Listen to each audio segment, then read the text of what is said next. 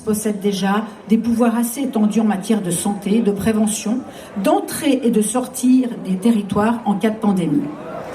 Ces attributions s'étendraient encore. Les amendements au règlement international conféreront à l'OMS des pouvoirs juridiquement contraignants pour appeler des urgences sanitaires internationales réelles ou même potentielles et imposer des vaccinations expérimentales. On l'a déjà vu pour les populations du monde entier, faire respecter ces mandats, et même si les pays ou leur population les refusaient. Les passeports vaccinaux seront introduits, liés à une identité numérique permettant la surveillance de tous les aspects du comportement humain. Le désir de l'OMS est également d'étendre ses compétences au-delà de la santé, comme je vous l'ai déjà dit, dans les domaines tels que le climat, la santé animale, le CO2, les guerres. En fait, c'est une prise de pouvoir globale avec la mise en place d'une gouvernance mondiale. Aujourd'hui, l'OMS, sous couvert de son concept One Health, la santé pour tous, qui ne pourrait pas être d'accord avec ça, veut inclure les changements climatiques, la perte de la biodiversité, la dégradation des écosystèmes. Donc, tous les risques pour l'humain, l'animal, l'environnement seront inclus dans la notion de fake. Avec en prime, bien sûr, un système de surveillance. Concernant le traité, celui-ci donne à l'OMS la capacité de mettre carrément un pays hors du monde en l'isolant, de prendre le contrôle des populations, de financer Big Pharma et tous ceux qui seront partie prenante pour son financement par les États membres, jusqu'à présent dépendant de leur capacité économique et qui devra être de 5% au moins du budget de la santé des États, à charge bien évidemment des contribuables.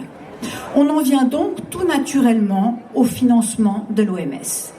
Comment le budget de l'OMS est-il composé ? Eh bien, il est composé de deux sortes de contributions, les contributions obligatoires et les contributions volontaires. Les contributions obligatoires sont celles qui émanent des États membres sur la base de leur capacité économique. Par exemple, les États-Unis et la Chine sont de gros contributeurs. Ils ont donc une influence évidente sur les prises de décision. La deuxième source de financement sont les contributions volontaires versées à la discrétion des États ainsi que par des donateurs privés. Depuis 2007, le budget général se compose d'environ 20% de contributions obligatoires, donc par les États membres, et de 80% de contributions volontaires. Donc il est très important de bien faire la distinction entre ces deux sortes de contributions. Celles qui sont versées par les États membres sont gérées de manière autonome par l'Assemblée mondiale de la santé, donc des 196 États qui le forment. Par contre, celles qui sont versées par des donateurs privés, c'est tout à fait différent. Celles-ci sont utilisées conformément à la volonté du donateur. Et c'est ça qui est très préoccupant. Parce que c'est une part toujours plus importante du financement par des fondations dites philanthropiques, telles que Bill et Melinda Gates, la fondation, ou Gavi, ou encore des pharma. On comprend donc fort bien l'influence que celles-ci ont sur le travail de l'organisation et les inévitables conflits d'intérêts, surtout si ces privés se révèlent être des entreprises ou fondations œuvrant dans des domaines pharmaceutiques. À la lumière de ces indications, on comprend qu'indéniablement la prise de décision n'est plus en les seules mains des États membres, comme c'était le cas au début, mais également fortement influencée par le secteur privé, par le levier financier d'une part, et par d'autres ressorts tels que le contrôle des médias, le lobbying auprès des gouvernements et des institutions.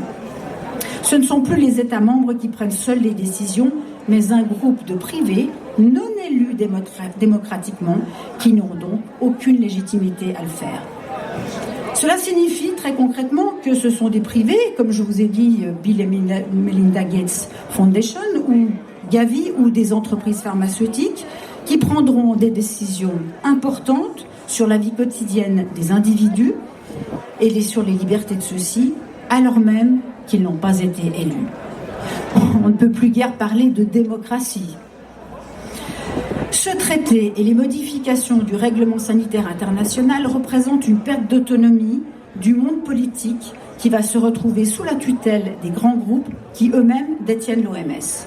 La part de financement assumée par ces organismes extra-gouvernementaux qui ont des intérêts directs dans la promotion et l'utilisation des médicaments et des vaccins fait que l'OMS n'a plus l'indépendance nécessaire pour défendre la santé de la population et ne peut que se ranger dans la défense des intérêts de ses financeurs. Ce ne sera plus l'Organisation mondiale de la santé, mais l'Organisation mondiale du business de la santé, qui aura le plein pouvoir sur les États et donc sur la population mondiale. Avons-nous envie de nous laisser diriger par des entités économiques dont l'objectif est le profit et non le bien commun et qui n'ont de surcroît aucune légitimité? C'est absolument contraire à l'état de droit. Comprenons bien que ces deux accords, tant le règlement sanitaire international et le nouveau traité pandémique, se chevauchent largement. Mais le règlement sanitaire international pourrait être appliqué directement aux individus suite à son acceptation à la majorité simple des États membres et sans ratification par les parlements. Les États disposent ensuite d'un délai de 10 mois pour se rétracter. En mai 2024 se tiendra à Genève l'Assemblée générale annuelle de l'OMS et ces modifications seront mises au vote.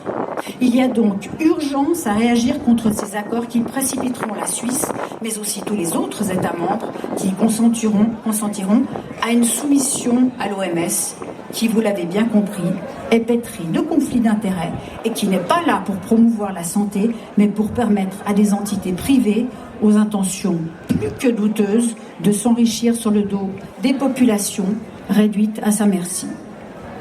L'heure est grave, on constate une accélération de ce processus de mainmise mondiale par le truchement de différents organismes internationaux tels que d'ailleurs le World Economic Forum. L'OMS pourtant reste la grande prêtresse dans ce nouvel ordre mondial perverti dont la cible de prédilection reste nos enfants, avec notamment la sexualisation de ceux-ci dès leur plus jeune âge. Tout cela, bien évidemment, sous couvert de santé et d'intégration. Il faut maintenant faire vite pour éviter le pire et mettre un coup d'arrêt définitif à l'emprise de l'OMS. Nous devons absolument rendre les populations et leurs politiques attentifs à la mise en place d'une gouvernance mondiale sous tutelle de l'OMS. La souveraineté des peuples, c'est dire stop à la tutelle de l'OMS. WHO signifie We Hurt Others. Merci beaucoup.